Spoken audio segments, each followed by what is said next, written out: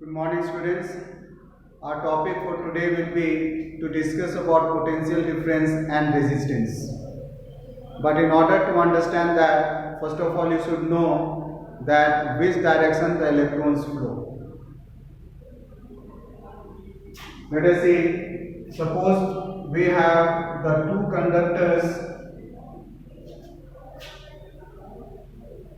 with different number of electrons. Say one is positively charged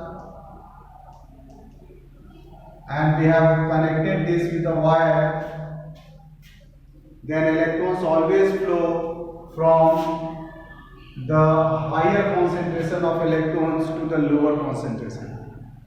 Here positive charge indicates that this conductor A is having a low concentration of electrons. So here the the electron will flow from B to A. Take another example. We have again two conductors. One is negatively charged, connected with a wire to a conductor with no charge in it. Say this conductor is A and the other conductor is B. This time the electrons will flow from A to B. We have the third case with one conductor having negative charge, say conductor A, and conductor B having positively charged. Now when it is connected with a wire, again the electron will be flowing from A to B. Because in this case also you find A is having more concentration of electrons than B, so there will be flow of electrons from A to B. That means electrons always flow from higher concentration of electrons to the lower concentration.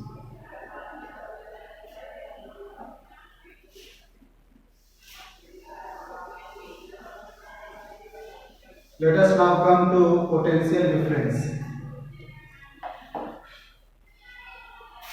Potential difference.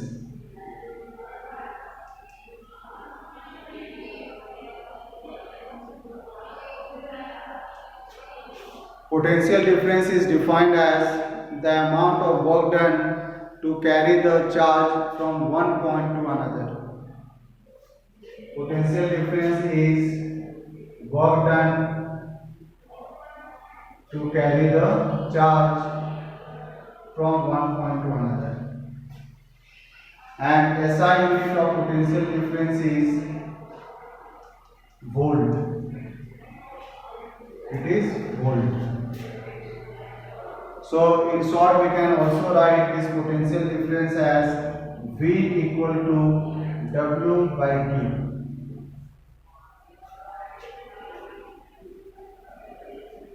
We can write 1 volt will be equal to 1 joule divided by 1 coulomb. That is 1 volt is defined as the amount of potential difference when 1 joule of work is done in carrying 1 coulomb of charge. In other words, you can say if 1 joule of work is done to carry 1 coulomb of charge, we can say the potential difference is of 1 volt. You might have seen cells coming with different potential difference like 5 volts cell, a cell of 10 volts, sometimes a cell or battery of 20 volts. What does it mean by? When a battery is of 5 volts, it means the battery can do 5 joule of work to carry 1 coulomb of charge. Similarly, if 10 volts battery is there, it will do 10 joule of work in carrying 1 coulomb of charge.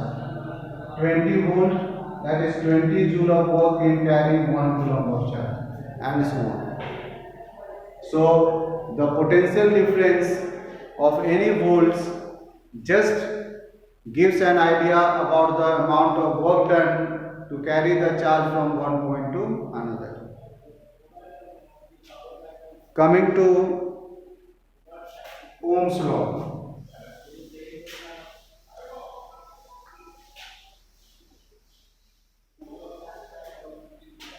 Ohm's law.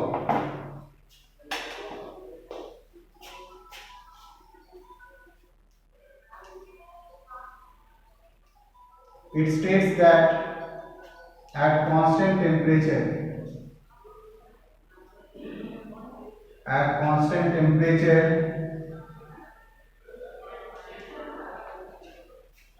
current flowing through a conductor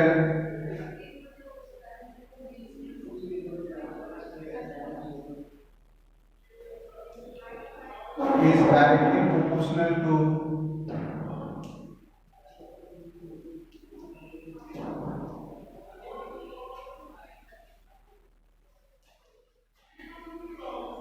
the potential difference across its ends.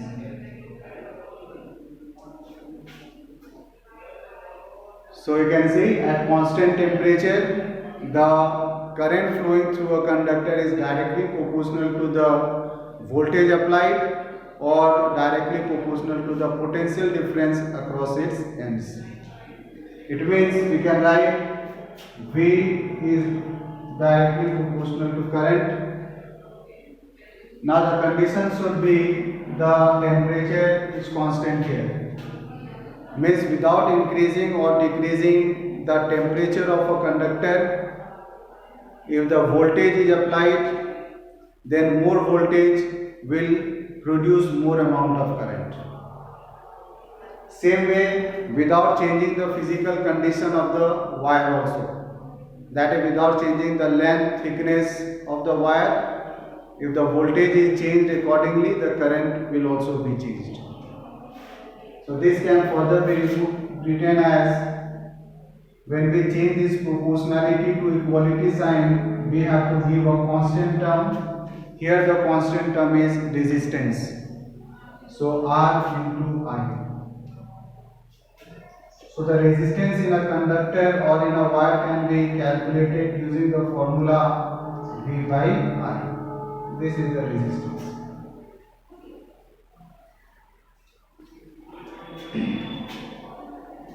Now, when we have taken this constant as resistance, you should know what does resistance mean. Resistance is the property of a conductor due to which it opposes the flow of the current.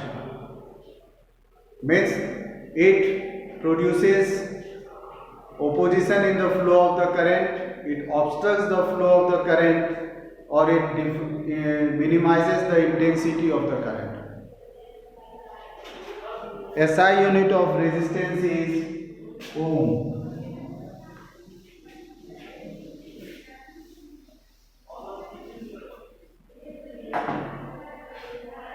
Resistance, it is obstruction to the flow of current.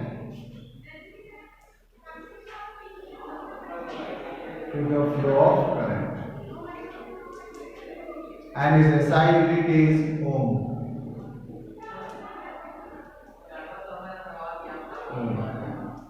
Symbol is. Now there are factors that can affect the resistance of a conductor, and the factors are: number one, material of the conductor. And what is conductor made up of? Which material it is made up of? Different materials can conduct electricity by different intensity, by different amount. It's only because the resistance of different conductors are different. For example, silver is considered to be the best conductor of electricity. It means silver has the least resistance. This is the first factor.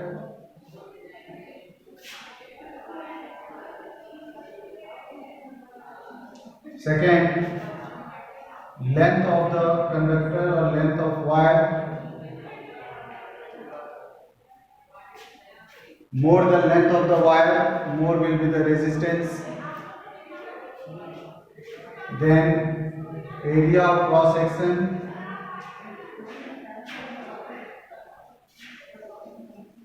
that is thickness of the wire. More is the area of cross section, more is the thickness, less will be the resistance. Okay, it is inversely proportional to the resistance. And number 4 is the temperature of the conductor. More the temperature of a conductor, there will be more resistance. These are the 4 factors which can affect the resistance of the conductor.